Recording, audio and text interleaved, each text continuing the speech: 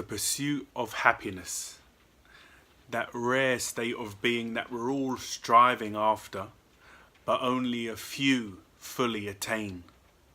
Today I'm going to talk a little bit about some factors that go into determining our state of mental health and how close we can get to happiness, as well as my thought that happiness is the height of the mental health spectrum.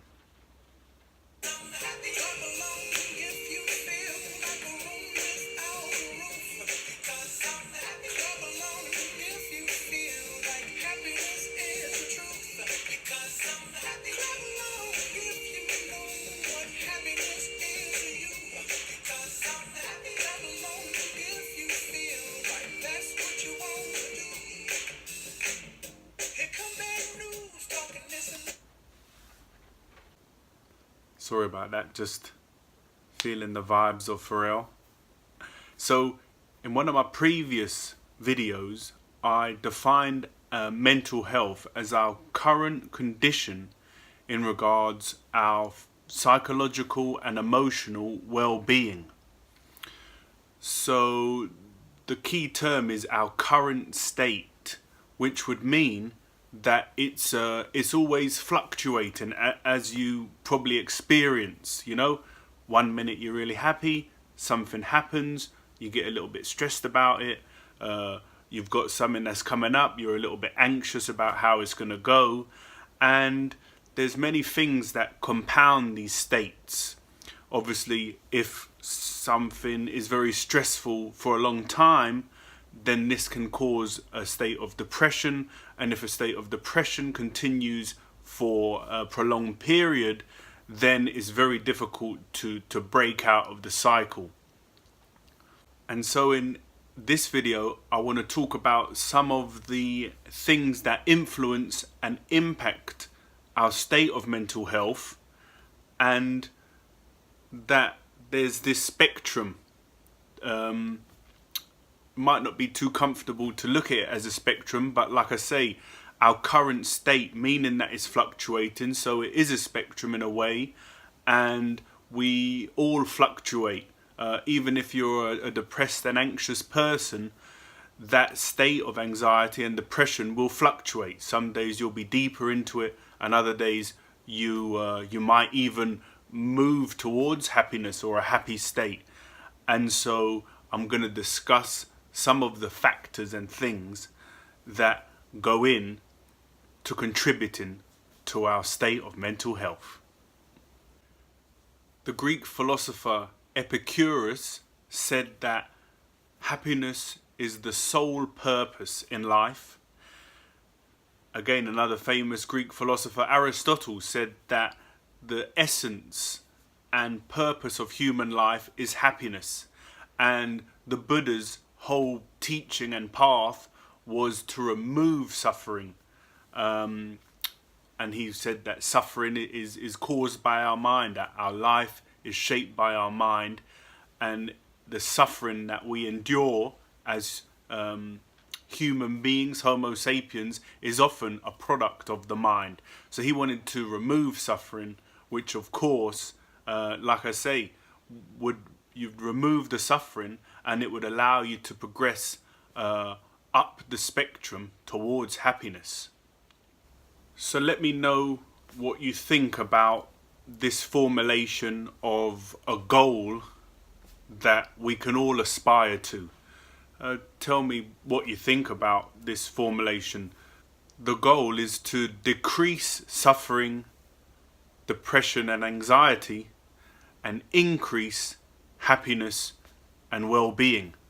How does that sound? If that's got a nice ring to it, sits well with you, and it's got a nice ring to your ear, then the next thing is to investigate what goes into our current state, what causes us to at times be down and depressed and anxious, and at other times be happy and at peace.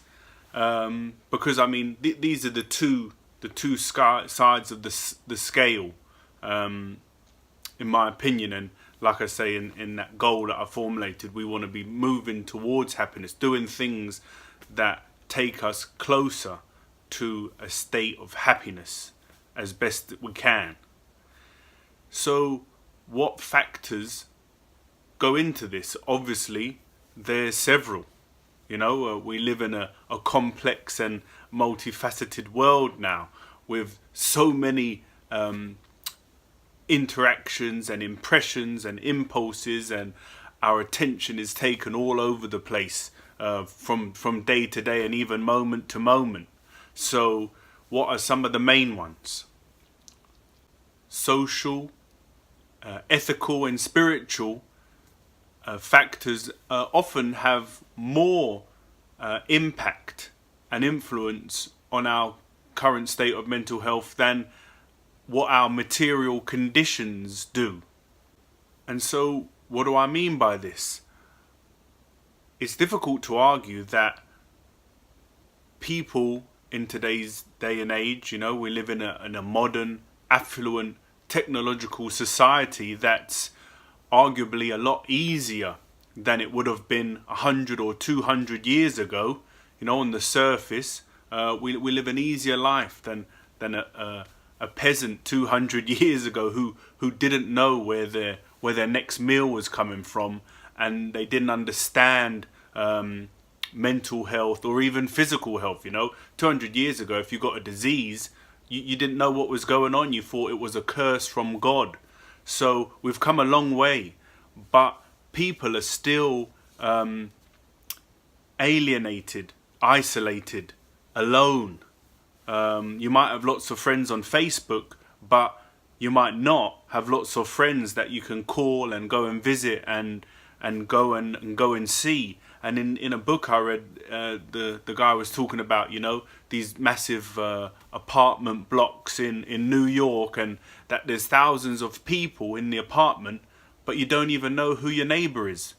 Whereas years ago, although they might have not understood physical health, there was a lot more of a community spirit, and that really impacted people's well-being.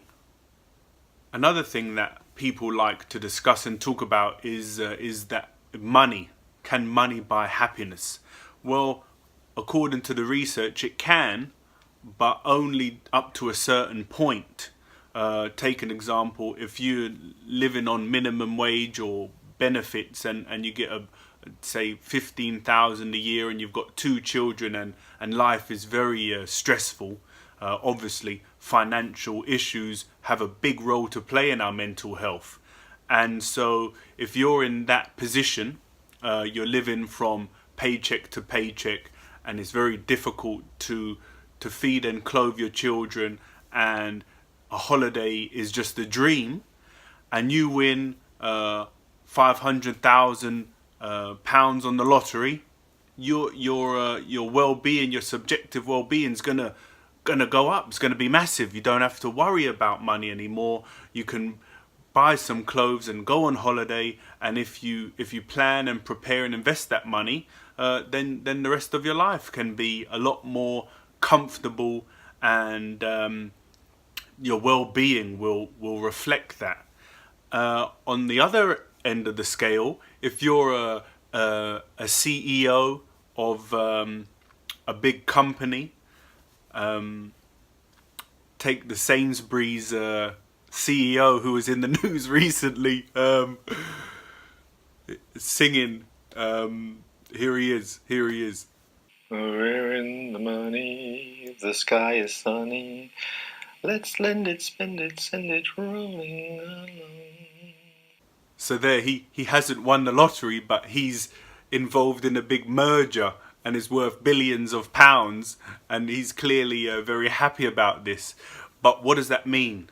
What does it mean in his life? He's got a nice house, he's got a nice car, he probably doesn't have to worry about money. So he's got all this money coming in, yeah, so maybe he'll buy a nicer house, or a better car, or a more fancy watch.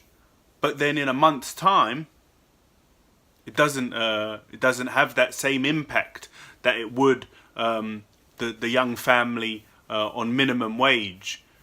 He'd just be wanting more stuff, you know. The novelty of the car and the watch will wear off, and he'll be wanting better cars and better watches. So that's what I mean. To a point, the more money you get, the less it will impact your well-being. There's many studies. I think it's above 80,000. So the scales, like once you get up to 80,000, from say 15,000 to 80,000 a year, there's a huge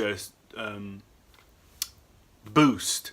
But once you go from 80 to 150 or to 200, it's very minimal. It's marginal, if at all.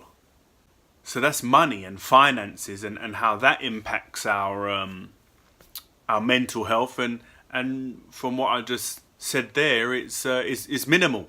Once you get to a certain point, it's not like the more money you get, the more happiness you get. That's not what the science is telling us.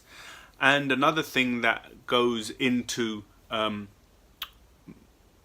or what people think influences mental health is our physical health. Like I said about the peasant 200 years ago, if they got a deadly disease, they had no way to combat it. Whereas now, science and medicine and the NHS and the health service is there. They can help you straight away if you have an ailment or you're suffering with some issue. A decrease in physical health will impact our well-being in the short term, but it will only have lasting effects if it's ongoing and increases to decline and debilitates us. If we have an illness or an ailment and then it passes, we soon get used to it, and then it's behind us, and then we forget all about it. So again, this isn't a huge factor. Studies show that the decline of the family and community often has a bigger impact and influence on our mental health and well-being. And you can see this if you look at history, the technological and material well-being that we have, it's increased 10-50 fold, but that freedom that we've got, it's come at the expense of the family and the community. There's two interesting sources that you can look into and read if you like. One is Sebastian Junger's Tribe, and he talks about how the indigenous Native Americans are more happy than the Western world, and how on the frontiers people would be kidnapped and run off to the Native Americans, and it would never go the other way. No Native Americans would ever run off and join the frontiers and the modern world. And the other one is social. And this book says that we're a social species. You know, our distant cousins are apes and chimpanzees, and we evolved to be social, and we've come away from that now. We might be social on our phones and our social media, but are we really as social as we might have been 50 to 100 years ago?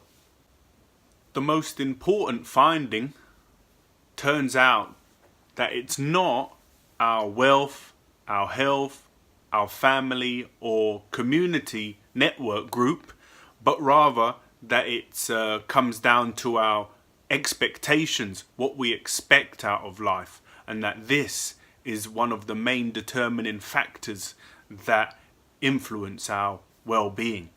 If you want a bike and you get a bike, then you're happy, you're content.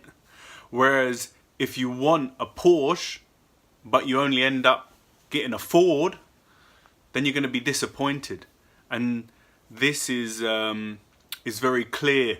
You know, if you've got low expectations of life, then you're not going to be disappointed.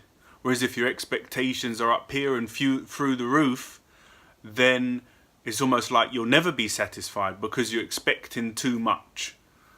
And lastly, I just want to share my own experience, not studies that I've read and books that I've read, but my own experience that, like I said, the current state of psychological and emotional well-being is our mental health and the fluctuating nature. So, like I said at the beginning, if you lose your job, you're going to be anxious about where the money's going to come from. If your relationship falls apart, you're going to be depressed for a little while because you probably enjoyed that relationship. You got a lot of fulfillment from it, and now it's over. So you're going to be a little bit depressed.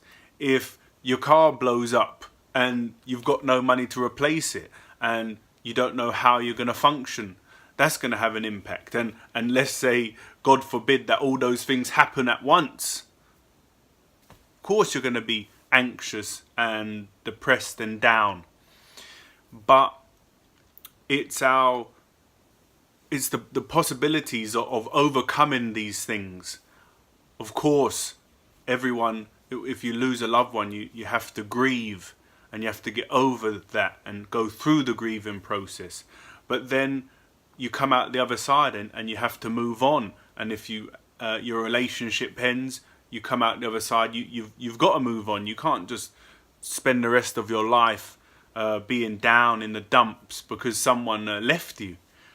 And so this is what I wanted to get across in this video, the fact that our mental health is always fluctuating, and it's a spectrum, and we have to decide what direction we want to move in, and that if we want to be happy, we have to take the steps and do what's necessary to become a more happy person. So I hope you enjoyed and got something out of that, and maybe you didn't. Maybe you hear me talking about these states and the fluctuating nature, and you're thinking, no, I don't agree with you.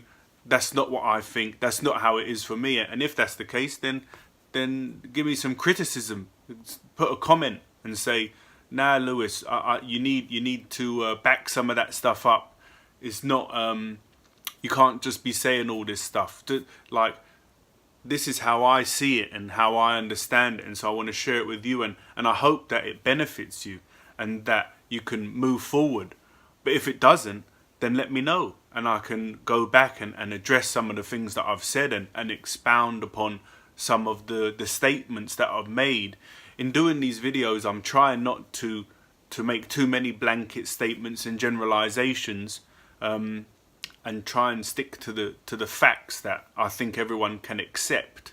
And that's what I've tried to do in this episode, and what I'll try and do going forward. But if you disagree with anything that I'm saying, be sure to let me know, so I can do some introspection and look at my own thoughts and beliefs about the matter and decide if they need to be altered. So I hope you enjoyed that episode and you benefited from it. If you did, please be sure to subscribe to the channel for more content like this, and keep watching and click the little bell button so that you get notified when I upload a new video. Thanks for watching. Take care and pursue happiness in any way you can, and I'll see you next time. Bye.